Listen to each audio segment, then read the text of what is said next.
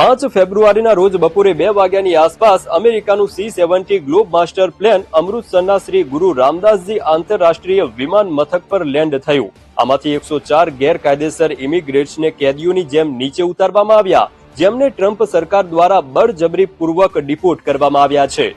આ ભારતીયોને military plane દ્વારા મોકલવામાં આવ્યા તે સામાન્ય ફ્લાઇટ કરતા લગભગ 6 ગણું મોંઘું છે. તેમ છતાં ટ્રમ્પે તેનો ઉપયોગ કર્યો.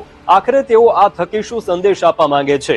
શું આ ભારત સરકારની રાજદ્વારી નિષ્ફળતા છે? જાણીશું આજના એક્સપ્લેનરમાં.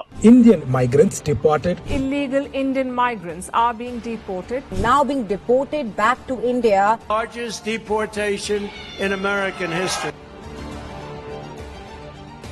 20 જાન્યુઆરી 2025ના રોજ અમેરિકાના રાષ્ટ્રપતિ તરીકે શપથ લીધા પછી ગેરકાયદેસર ઇમિગ્રેશનના મુદ્દે ટ્રમ્પે કહ્યું કે અમે ખરાબ ખતરનાક ગુનેગારોને બહાર કાઢી રહ્યા છીએ. આ ખૂનીઓ છે. તમે કલ્પના ન કરી શકો એટલા ખરાબ છે આ લોકો.